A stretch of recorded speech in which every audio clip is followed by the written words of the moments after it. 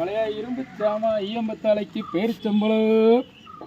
Hi இலை அங்கிட்ட கூவ மாப்பிள்ளையா, நான் தான் உங்கள் நெல்லை வேலு பேசுகிறேன். எல்லாருக்கும் வணக்கம். இன்னும் தலையில் அட்டைப்பெட்டி பழைய இரும்பு சாமா ஈயம்பத்தாலை பேரிச்சம்பளம் பாய்க்கலாம். இதாலைய வண்டி கொஞ்சம் வந்து வண்டியை பாருங்களேன். கேமராமேன் கொஞ்சம் வண்டியை காமிங்க. இல்லை கேமராமேன் யாரும் இல்லை, எங்கள் அக்கா. நண்பர்களே என்ன ஆச்சு தெரியுமா? சிங்கம் மாதிரி திருநெல்வேலிலேருந்து கிளம்பி போனோம்யா. கடைசி என்னாச்சு பாருங்கள், வண்டியில் வியாபாரத்தை பாருங்கள். பிளாஸ்டிக் குப்பி, அட்டைப்பெட்டி, பழைய உடஞ்ச சேரு. இது எங்கள் அக்கா ஹாய் சொல்லியிருக்கா. என்ன ஒரு வழியாக வந்தாச்சு. இப்போ என்ன அப்படின்னு நண்பர்களே, நான் உங்கள் ஃப்ரெண்டு கேமரா காமிக்கிறேங்க. நண்பர்களே இப்போ என்னாச்சு தெரியுமா? கேரளா வந்தேன், ஆட்டோ தான் ஓட்டிக்கிட்டு இருந்தேன். ஓனருக்கு எனக்கு ஒரு சின்ன பிரச்சனை ஆகிட்டு. சின்ன பிரச்சனை இல்லை, பெரிய பிரச்சனை ஆகிட்டு. தலையை தூசியாக அது கஷ்டப்பட்ட எல்லாம் வரதாங்க செய்யும். என்னாச்சுன்னா நம்ம வண்டி ஆட்டோ வந்து இன்ஜின் விலை வந்து 7000 காலி. என் சம்பளத்தை பிடிச்சி வச்சுட்டாரு ஓனர். சரி போட்டு நமக்கு நேரம் சரியில்லைன்னு நினச்சிட்டு வந்தால் 4000 சம்பளம் தரணும். அதை நான் இப்போ தர முடியாது, அடுத்த மாதம் லாஸ்ட்டில் தருவேன். நான் எனக்கு ரொம்ப டென்ஷன் ஆகிட்டு போய் அவன் வேலையும் வேண்டாம், அவன் சம்பளம் வேண்டாம், போயான்ட்டு கோவத்தில் தூரம் வந்துட்டு ஒரு தெரிஞ்ச கடை, பழைய இரும்பு கடைங்க கேரளாவில். அப்போ அந்த இரும்பு கடையில் வந்து சேட்டா இப்படி எனக்கு வந்து பொழப்பு ஒன்றும் சரியில்லை, ஆட்டோ வந்து இப்படி ஓட்டிக்கிட்டு இருந்தேன், என் ஓனர் வந்து இப்படி சண்டை போட்டுட்டு எனக்கு பிடிக்கலை, அதனால் எனக்கு பொழப்பு இல்லை, நான் உங்கள் கடையில் பழைய இரும்பு யாரும் பார்க்கட்டுமா அப்படின்னு சொல்லி கேட்டேன். அழகாக பாருடா அப்படின்ட்டு ஆட்டோ கொடுத்தாருங்க.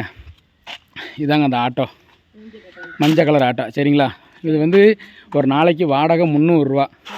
ஒரு நாளைக்கு 300 ரூபா வாடகை. டீசல் ஒரு நாளைக்கு 300 ரூபா.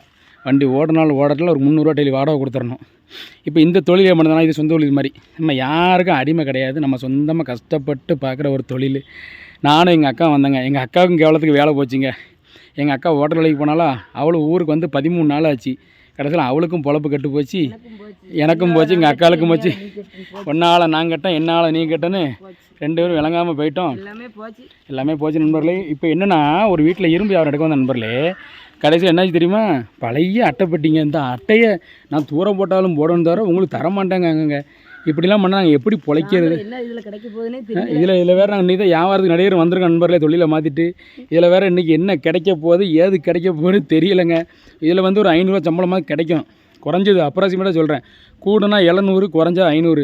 நல்லா ஓடிச்சுன்னா 1000 ரூபா 1500 கிடைக்கலாம். ஒரு வேளை ஒரு ஃபியூச்சர் சொல்கிறேன், புதுசு தானே, நாங்கள் வந்து கம்மியாக தான் கிடைக்கும். ஏன்னா அடிக்க வெயிலை பற்றிலாம் வேத்து பவுடர் கவுடர்லாம் போட்டு சென்ட் அடித்து போகிற ஆளுங்க நான். கடைசியில் பார்த்தா வெயில் வரேன், கண்ணங்கரையேன்னு கூட கொஞ்சம் ஆகிட்டேன். அதான் எங்கள் அக்கா சொல்லுதா, நமக்கு இதெல்லாம் தேவையா கோபி அப்படிங்கிற மாதிரி, இதெல்லாம் தேவையால ஒழுங்கா நீ கடையிலே இந்த வண்டி வாங்கி ஓட்டிட்டு பண்ணியிருக்கலாம். தொழிலே பார்த்துருக்கலாம். நீ கொஞ்சம் கோவத்தை குறைஞ்சிருந்தா, கொஞ்சம் கோவத்தை குறைனா 7000 ரூபா இன்ஜின் விலை போயிட்டு பிரிச்சு வாங்கிட்டா நான் என்ன செய்ய சொல்லுதாக்கா லூசாக்கா?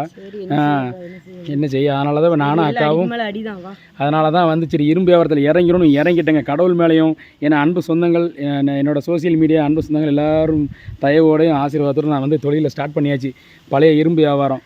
சரியா? அதனால் உங்கள் வீட்டில் இருக்க இந்த பழைய பிளாஸ்டிக்கு, இரும்பு, தகரம், சிரட்டை, அட்டைப்பெட்டி, புக்கு, நோட்டு, டெஸ்ட்டு எதாக இருந்தாலும் எங்களிடம் அணுகவும்.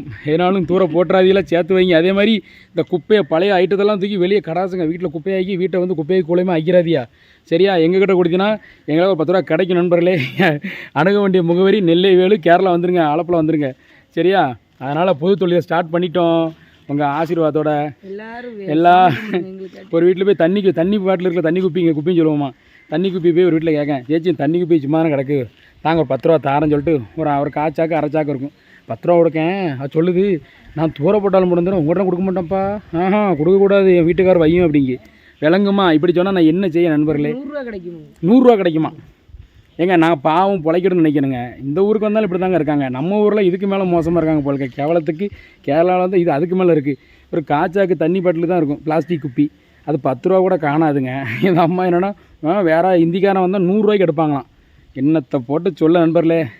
சரி ரைட்டு, இனிமேலிருந்து நம்ம வீடியோ ஃபுல்லாக தொடர்ச்சியாக நம்ம வியாபாரத்துக்கு பார்க்குற வீடியோஸ் தான் ஃபுல்லாக வரும். சரிங்களா? அதனால் வந்து நம்ம வீடியோ பிடிச்சா லைக் பண்ணி, கமெண்ட் பண்ணி, ஷேர் பண்ணி, Nellai Velu social media YouTube channel subscribe பண்ணி பெல்லை அமைக்கிறேன் நண்பர்கள். நன்றி, வணக்கம், அன்பு சொன்னாங்களே. தேங்க்யூ.